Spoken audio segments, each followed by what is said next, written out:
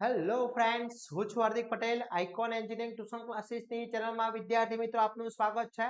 Diploma semester 3 computer બ્રાન્ચના વિદ્યાર્થી મિત્રો માટેનો જે આજે most and most important video છે, જેનો સબ્જેક્ટ છે RDBMS. ઓકે, તો રિલેશનલ ડેટાબેઝ મેનેજમેન્ટ સિસ્ટમની આપણે વાત કરી રહ્યા છીએ વિદ્યાર્થી મિત્રો.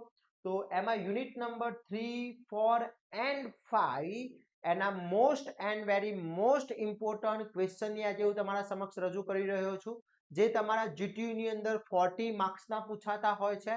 આ 40 માર્ક્સ મેળવવા છે તો યુનિટ નંબર 3, 4 અને 5 કરી લેશો. ઓલરેડી યુનિટ નંબર 1, 2 મેં અપલોડ કરી દીધો છે. આજે 3, 4 અને 5 એટલે RDBMS ના ટોટલી મોસ્ટ આઈએમપી ક્વેશ્ચન તમને મળી જવાના છે. ચેનલ ઉપર નવા હોય તો ચેનલને સબસ્ક્રાઇબ કરી દેશો, બેલ આઇકોન ઓન કરી દો, જેથી નવા વિડીયો આવે તરત જ નોટિફિકેશન આવી જશે. બીજું ખાસ કે હજી સુધી તમે અમારા વોટ્સએપ ગ્રુપની અંદર જોઈન નથી થયા તો ફટાફટ જોઈન થઈ જશો, જેની લિંક ડિસ્ક્રિપ્શનમાં મૂકેલી છે. અને વિદ્યાર્થી મિત્રો, આપણે આ સબ્જેક્ટ જે RDBMS છે, સેમેસ્ટર 3 કોમ્પ્યુટર બ્રાન્ચના દરેક બ્રાન્ચના જે કોર્સ છે એ ઓલરેડી લોન્ચ કરેલા છે, જેમાં most IMP question with answer, videos lecture, એની સમજૂતી, દરેક વસ્તુ આપણે પ્રોવાઈડ કરી રહ્યા છે. તો હજી સુધી કોર્સ પરચેસ નથી કર્યો તો કોર્સ પરચેસ કરી લેશો. એની લિંક પણ ડિસ્ક્રિપ્શનમાં મૂકેલી છે, ત્યાંથી કોર્સ પરચેસ કરીને તૈયારી સ્ટાર્ટ કરી શકો છો અને બેસ્ટમાં બેસ્ટ માર્ક્સ જીટીયુમાં મેળવી શકો છો. તો ફટાફટ કોર્સ પરચેસ કરી લેશો. આપણે એપ્લિકેશન પણ અવેલેબલ છે, એપ્લિકેશન માધ્યમથી પણ તમે કોર્સ પરચેસ કરી શકો છો, અથવા લિંક થ્રુ ડિસ્ક્રિપ્શનમાં લિંક મૂકેલી છે ત્યાંથી પણ કોર્સ પરચેસ કરી શકો છો. RDBMS ની વાત કરીએ વિદ્યાર્થી મિત્રો, તો જે RDBMS છે એની અંદર આપણે ટોટલ 5 યુનિટ છે. એમાં આજે હું 3, 4, 5 યુનિટ એટલે બધા જ યુનિટ આપણે મોસ્ટ ટાઈમ તમને પ્રોવાઈડ કરી રહ્યા છે. એમાં first of all unit number 3 ની વાત કરવામાં આવે તો યુનિટ નંબર 3 ના મોસ્ટ આઈએમપી ક્વેશ્ચન છે define view and snow. Okay, most and very most important question છે. પછી write and explain the command to create sequence with all options.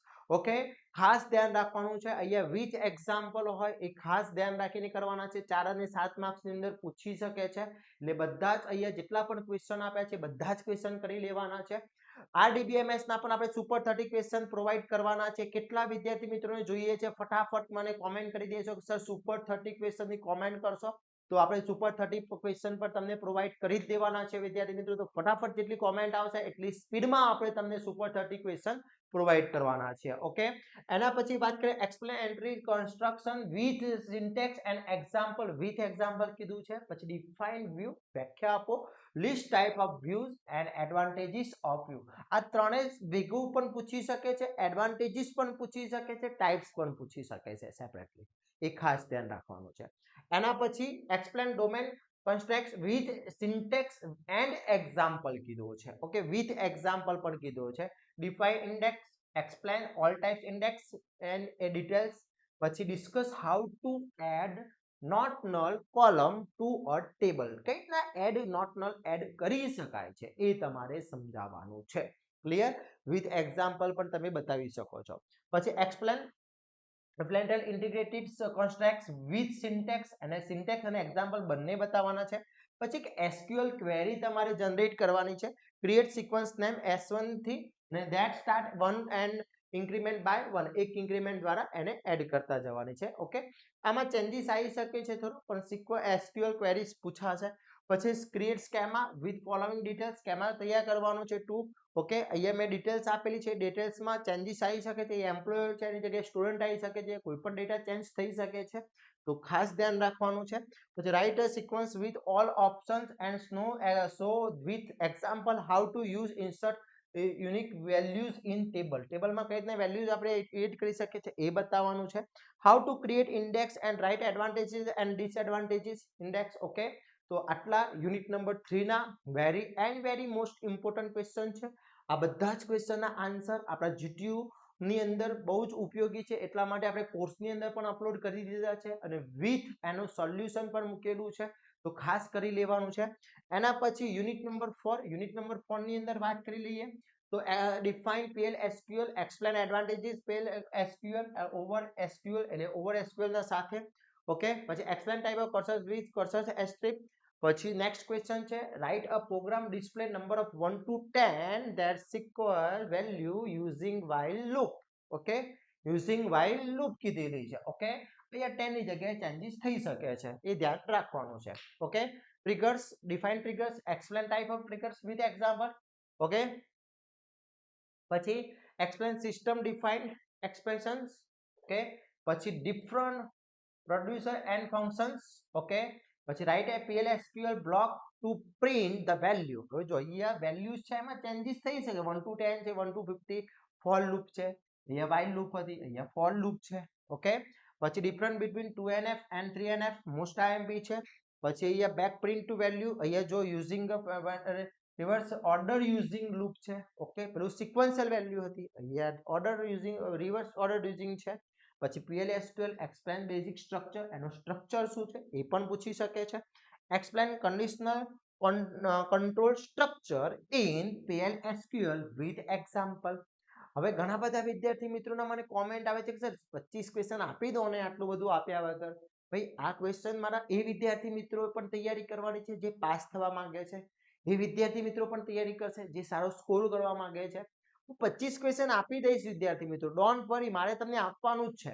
Okay, પણ પહેલા આપણે આટલી તૈયારી કરી લઈએ, અને હું તો દરેક સ્ટુડન્ટને એ જ કહું છું કે 2 કે 3 યુનિટ એવા પરફેક્ટલી કરી લો કે એમાંથી કોઈ પણ વસ્તુ પૂછે છે, ચિંતા નહીં, ઇઝી પાસ થઈ જવાના છો, એટલા માટે કહું છું. Okay, clear. ચલો એના પછી લાસ્ટ ક્વેશ્ચન છે control structure in PL/SQL with example. તો યુનિટ નંબર 4 ના આટલા એક્ઝામ્પલ કરી લો છો એટલે આખો યુનિટ નંબર 4 પણ તમારો કવર થઈ જશે. હવે લાસ્ટ એન્ડ ફાઇનલ યુનિટ છે RDBMS માં યુનિટ નંબર 5. યુનિટ નંબર 5, તો એની અંદર ફર્સ્ટ ક્વેશ્ચન છે define normalization and state requirement of normalization. most important question છે. disadvantage and advantages most IMP question છે.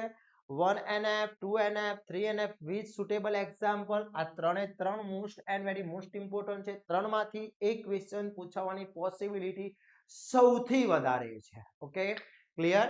આના પછી છે design and normalisation schema as per following details. એક ડિટેલ્સ આપેલી છે, અહીંયા સ્ટુડન્ટની ડિટેલ્સ આપેલી છે, એની જગ્યાએ એમ્પ્લોયર્સ ડિટેલ્સ આપી શકે છે, કોઈ પણ ડિટેલ્સ ચેન્જ થઈ શકે છે. ઓકે, ધ્યાન રાખજો. પછી પાછા સ્ટુડન્ટ કહેશે સર તમે IMP આપી દીધું ને એમાં પેલો જે એક્ઝામ્પલ હતો અથવા સ્કેમા હતો ને એ બેઠું ના પૂછાય. અમુક ડેટા જે પ્રોગ્રામ છે અથવા કોઈ SQL છે, કોઈ ક્વેરીઝ છે, એમાં ડેટા ચેન્જ થઈ શકે છે. ઓકે, એટલે ધ્યાન રાખવાનું છે. એના પછી explain requirement for 2NF, give example table not in 3NF, and how to can convert to be in 3NF. Okay, આ ક્વેશ્ચન યુનિટ નંબર 5 ના છે. આટલા યુનિટ નંબર 5 કરી લો એટલે તમારું આખું RDBMS કમ્પ્લીટ થઈ જાય છે. હવે આપણે સુપર 30 ની રાહ જોઈ રહ્યા છીએ. સાચી વાત ને?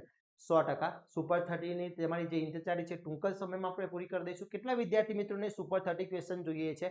જે વિદ્યાર્થી મિત્રોને જોઈએ છે મને કોમેન્ટમાં સુપર 30 લખશે. જોઈએ કેટલા વિદ્યાર્થી મિત્રોની રિક્વાયરમેન્ટ છે. જેટલી વધારે રિક્વાયરમેન્ટ હશે એટલું ઝડપીથી આપણે પૂરો કરવાનો ટ્રાય કરીશું વિદ્યાર્થી મિત્રો.